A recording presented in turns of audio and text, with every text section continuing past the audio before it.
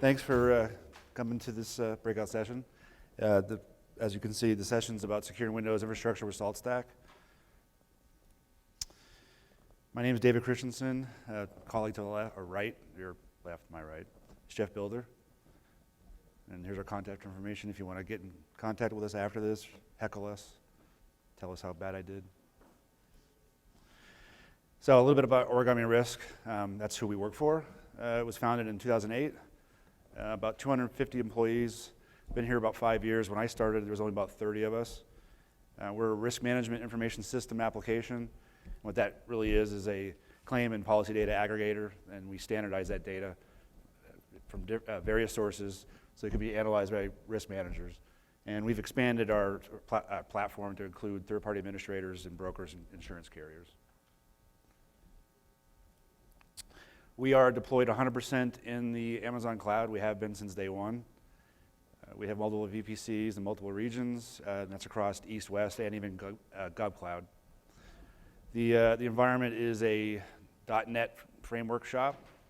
Our application runs on Windows servers 2016, and we use SQL Server Enterprise 2016. Most of our infrastructure that's supporting it and security services are based on Linux, so it's CentOS and Ubuntu, but almost all of our application is running on Windows. And due to the nature of the data we have, and plus we have some contracts with some government agencies, our environment is NIST compliant as a moderate impact system.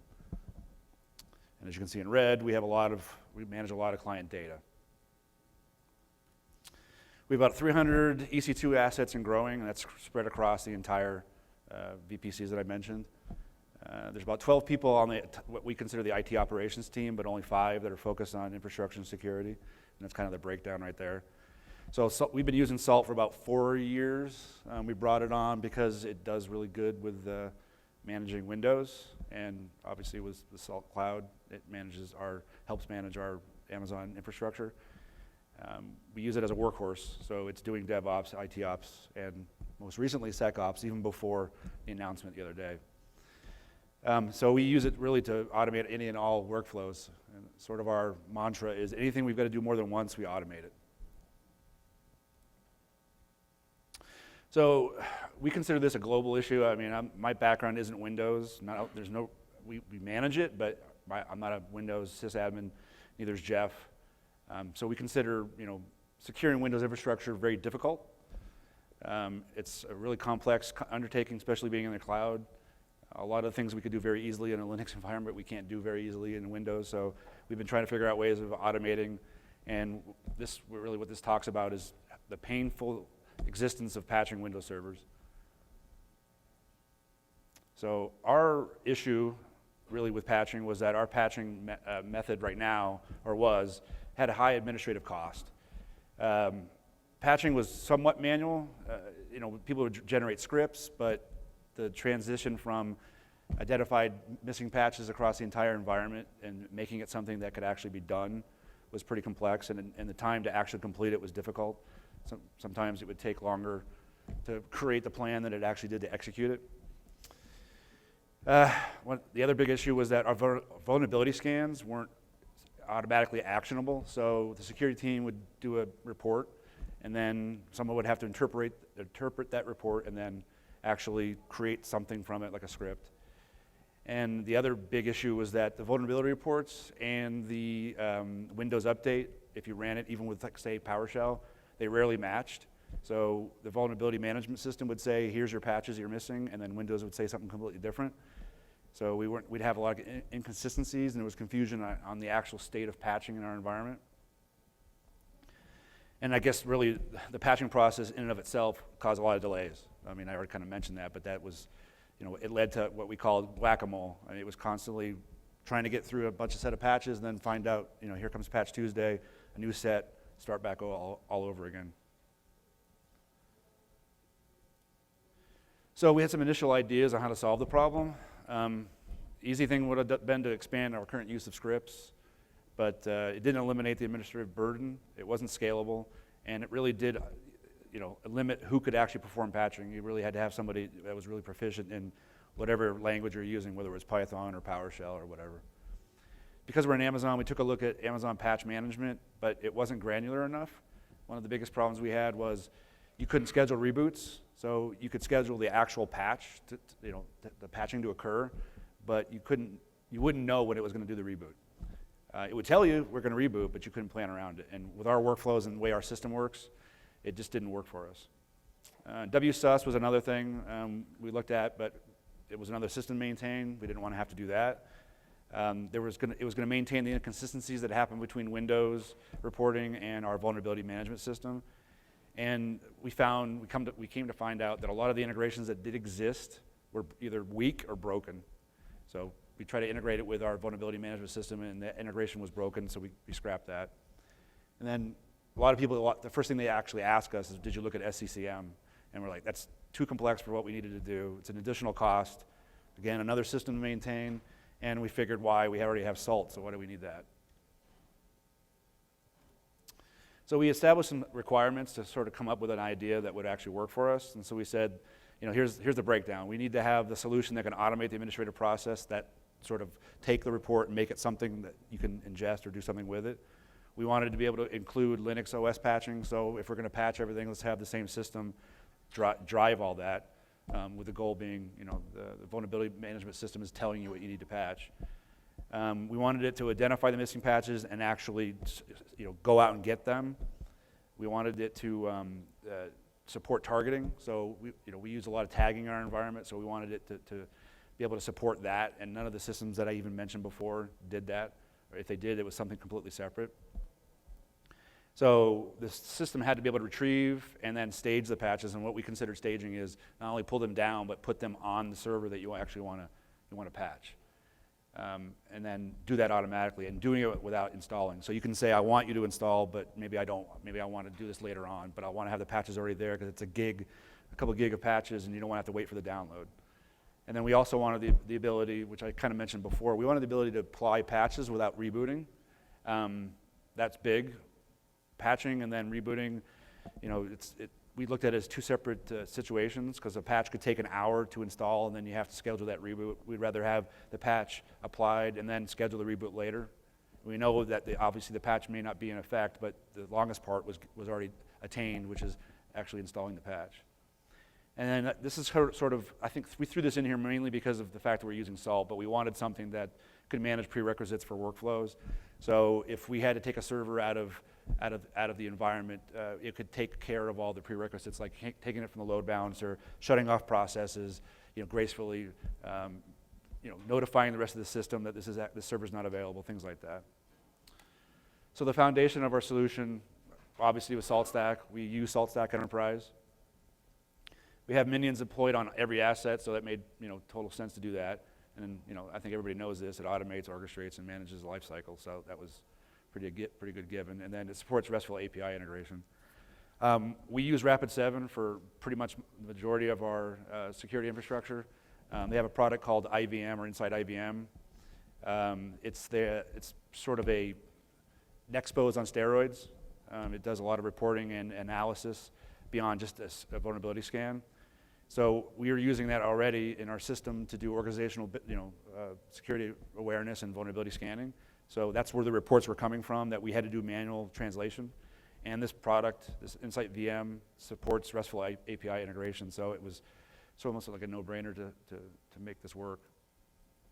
So the solution was born. We decided, okay, we got to create this integration. So all right, it's all stack-based Windows patch management integration with this Rapid7 IVM. So a custom SALT module, execution module is created. I point out where it is on our system, but standard place to put execution modules. And it's leveraging those Insight VM scans that I talked about, identifying missing patches, and then it's leveraging the SALT Minion and WinWA to manage the actual patch activities. So there's not another agent you have to install on there, it's already there. So what it basically does is it orchestrates and manages the patch activities. It queries the IVM database based on targets that you've selected. It generates a CSV-based report that's consumable by SALT, which identifies those. It then downloads the patches to a central location so we can distribute those to the target assets. And it does that by KB number. And because we're in Amazon, it's configured to use an S3 bucket. So it basically pulls all the patches down from Microsoft's catalog and then puts them up on S3. And then it gives us feedback on whether the download of those patches were successful or if it was failure, which is important because we found a lot of times where you'd run through like a Windows update and a patch would fail to install, and you'd find out that it failed on the download, not actually on the applying it because it never got to that point. So this was something we wanted to have in place. So then the next step is it pushes the patches to the target asset, which is what I've referred to before as staging. So that's putting that patch on the asset. So if it's like a couple gig worth of patches, it may take some time to push it up there, and you don't want to have to stand around waiting for it. So let's stage them on there and get them ready, and then we can decide to install it later on. And then the next step, obviously, is installing that patch and then doing it without a reboot. And then it provides feedback on the patching progress.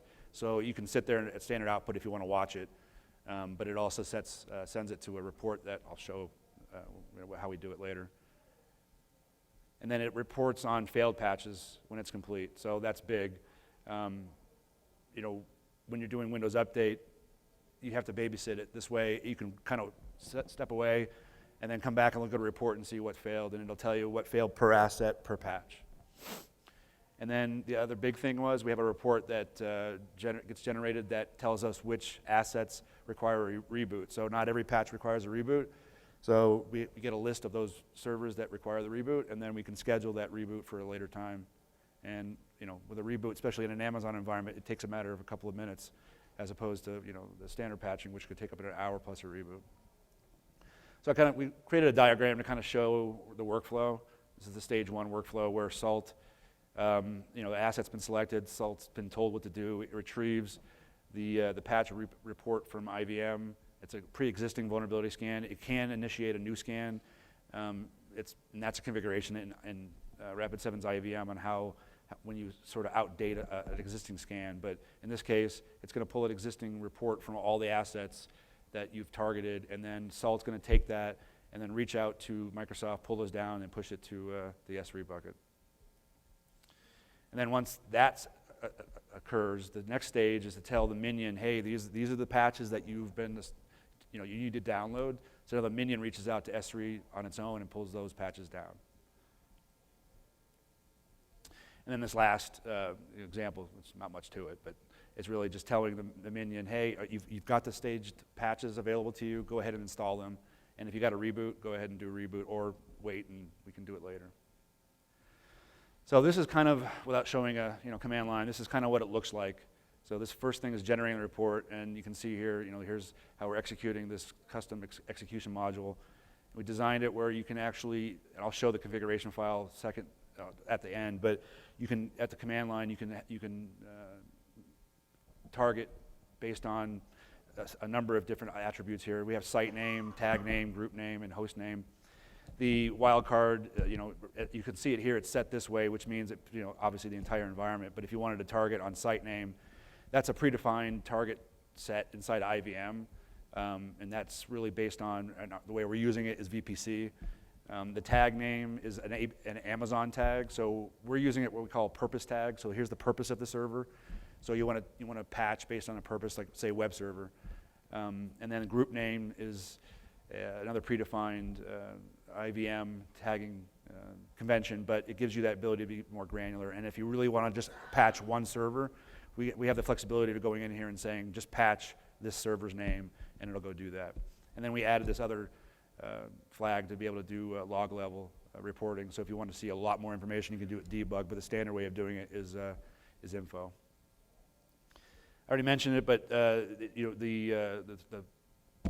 patches are pulled down as a KB, and then this file here is that part of that reporting that I mentioned, where you can look at the file to see what actual patches were pulled down. So that first, probably I should explain it better. That first invocation is basically just asking the system to identify the patches. So you're having Salt reach out to IVM and say, give me all the patches for this target of instances that I want to look at.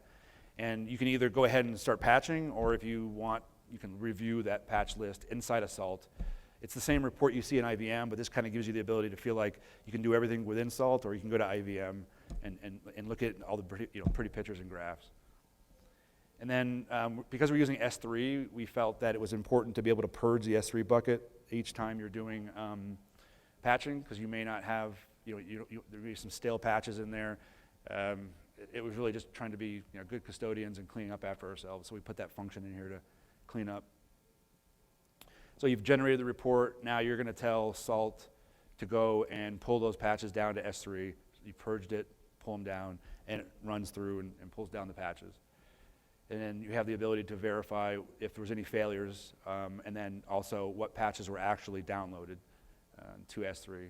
You want to, that way you can kind of do it, diff if you needed to, if there was ever any inconsistencies, especially if you're troubleshooting a problem where this broke and you want to know why it broke. And then the next step is to take those patches and actually push them up to the Minion, or tell the Minion to go reach out to it and do it. And again, we have another stage to actually verify that if there's any failures or if it was successful. And then after the patches are staged, you can go ahead and install, verify, and then verify that if there's a pending reboot. And then generate another report at the end of all this to sort of make sure that what you just did was successful. And then rerun the process as needed. That's sort of the way we run through it. Now this is the configuration file, and I mentioned all these are set. You can set these at command execution, or you can sort of predefine these within this configuration file. The bigger thing that you probably wouldn't touch, we don't touch most, is the query made against Rapid7's IVM. But you can see it's a standard SQL query here. The first part is the configuration. That's the communication between Salt and the actual IVM itself. So there has to be a named user, a credentialed named user on the system. And then you specify the host that you're connecting to. In our case, it's our IVM system. It's not highlighted here, but this identified patch report, that's the report that I referred to before, which talks about the patches that are being identified. So if you want to do a sort of integrity check between what IVM told you in its console and what you're seeing here, you can do that. This section right here is the site tagging. Some of this is specific to IVM. We don't use a lot of it. It's just there for future expansion. And then this last part is really where, or second to last part, is where we're targeting the location for the files to be pushed to. Now we wrote this for Amazon usage, but it's definitely capable of being flexible to point to something more on-premise, or even if you didn't want to use S3, you wanted to use, say you had a file system running inside of Amazon, or wherever you're running, you could point it to that instead. That's the flexibility of this, but because we're in Amazon, we had it targeted to S3. And so you can see here that there's some S3 credentials. We use an IAM user to have access to it. We may move to roles in the future for that, but right now we're just using a credentialed user. Now, one thing I want to point out here, this is, when you look at this, is that part of the process is actually pulling the files down from Amazon or from Microsoft, the KB files, the patches, and it's sort of using Salt Master as a cache. So it cleans up after itself, but what it's doing is it's pulling them down to the master and sort of directly pushing them to S3. We're looking at optimizing that a different way in the future, but right now this is the way we actually did it. So it's using the file, the Salt file server to actually push them up to S3. And then the last thing here is the location on the Minion where we actually stage the patches. So if you ever wanted to go on to the server and just look at the patches that were there, or write a state to query that location outside of this as a continuity check, you could do that, but we predefine where that's going to be. So we're hoping, the primary reason for this was to eliminate that administrative burden, but the real goal is to eliminate all the vulnerability remediation that we deal with. So the future expansion of what you saw here was vulnerability assessments for configuration management, and benchmarks based on CIS and STIGs. We're already starting to work on that. Of course, that was before the SaltStack SecOps announcement. I think this will play well with it. I do want to point out that some of the work that we did for this was actually working with Rapid7 as well. They helped us considerably. They have a published API, but because of the integration we were trying to get done with WSUS, we ended up working with them pretty close to get this, what you saw here. So We can't take credit for the custom execution module. A lot of that was Rapid7, but we obviously helped with it, but it was mostly them. And then the real end goal here is to have a fully automated patch workflow where you can schedule scans and patch remediation, and that would probably incorporate the vulnerability, configuration-based vulnerabilities as well, to be able to sort of just have the system go out and check for missing patches and then tell us, and then we can approve that, and then it goes out and does all the patching for us. But it's all being generated from IVM. And that's all I have. Any questions?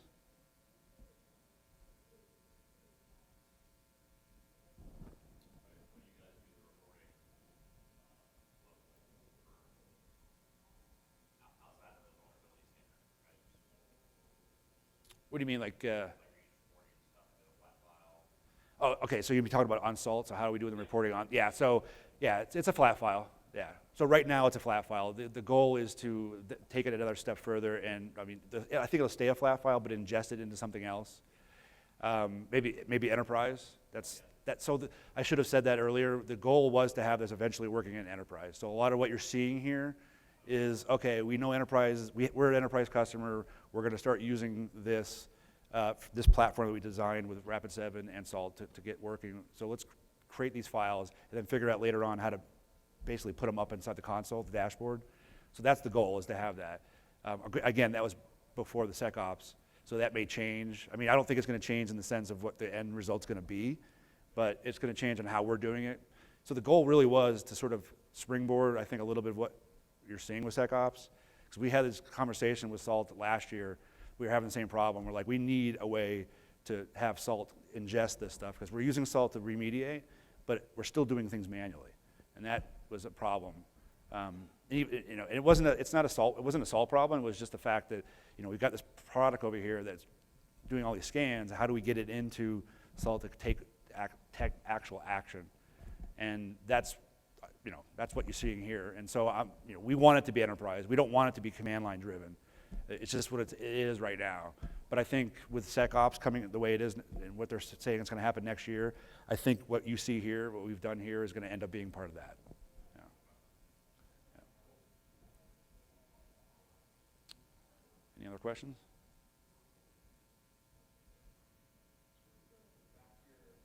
Yeah. Yeah. What, you want this one?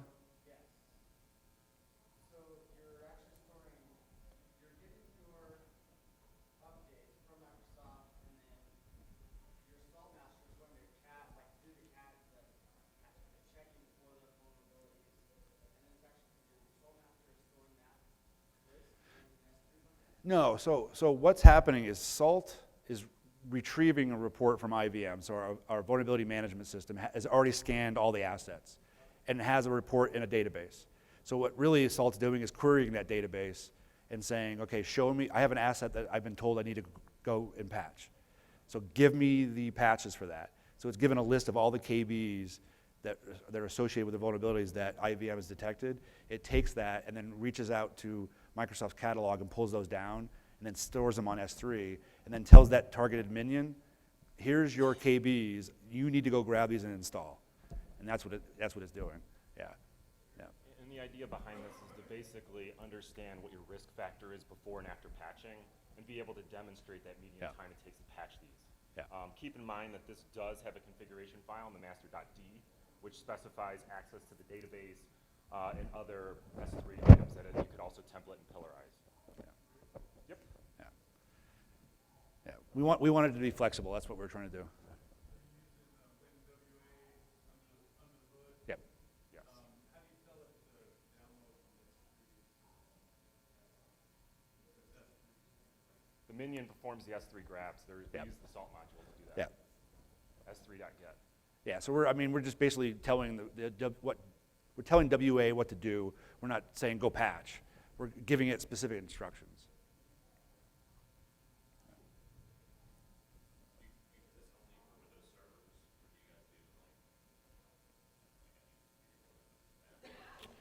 Right now, it's just for the servers. Yeah, I mean, for like say laptops, things like that.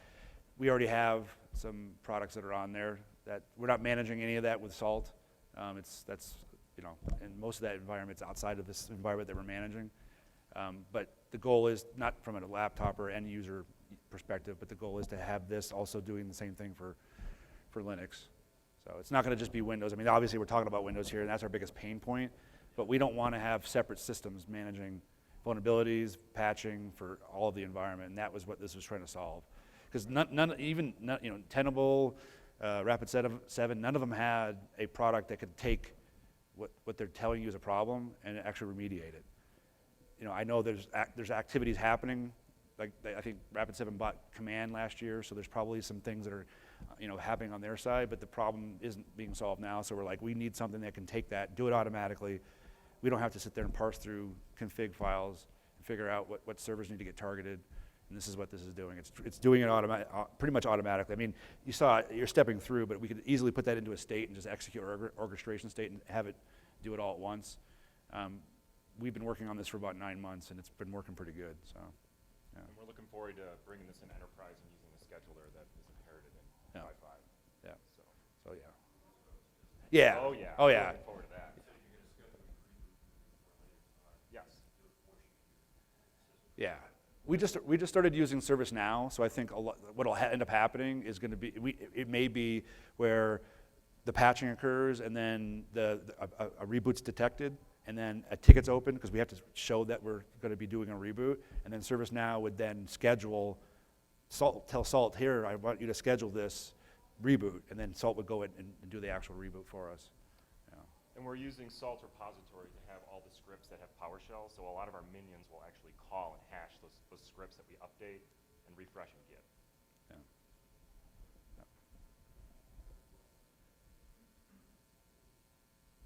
Cool. It will be. It will be. Yeah. Yeah. Yeah. We're working on. So I mentioned we're in GovCloud. GovCloud's a little bit of a different beast. So we're trying to make this supported in no matter where you are. And so there's some tweaks that have to happen so that if you're in GovCloud, you don't have to make any changes. You just tell it, I'm in GovCloud.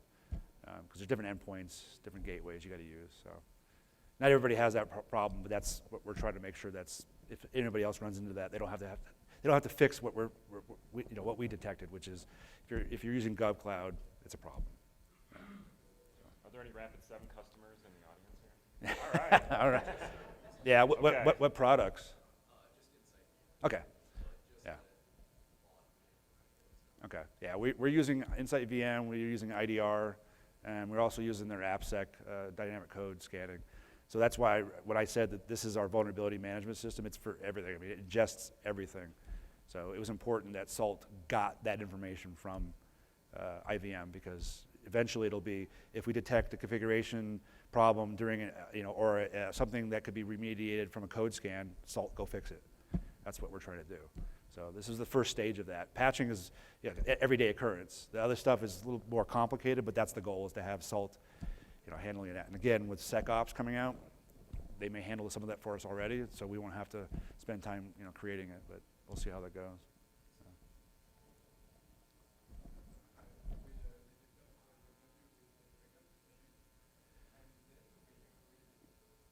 Well, it's not tied to SecOps, but I can tell you that last year when we had a conversation with Salt about this thing we were trying to solve, I kind of saw what SecOps became coming down the pipe, because Rapid7 and Salt had to sort of work together to help us with this problem.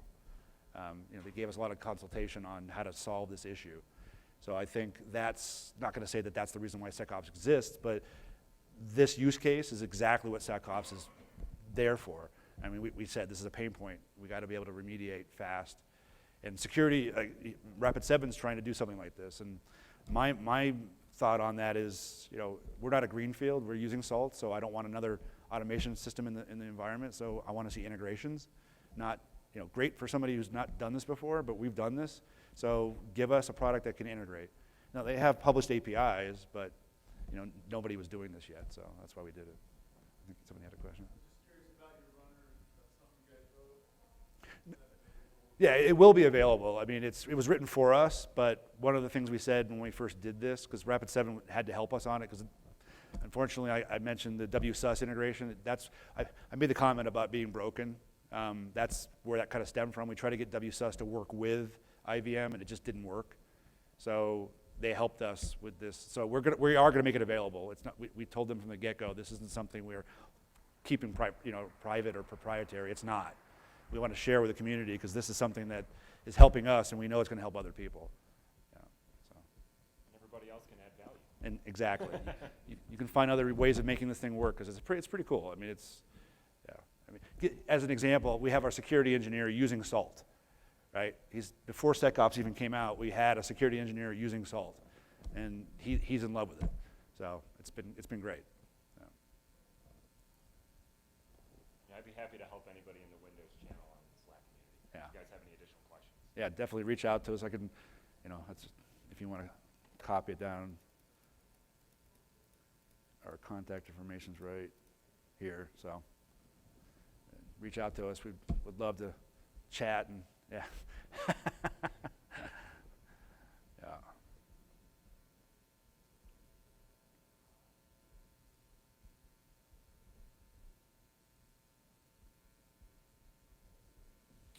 All right, that's it. All right, well, thank you everybody for coming. Thank you. Appreciate it.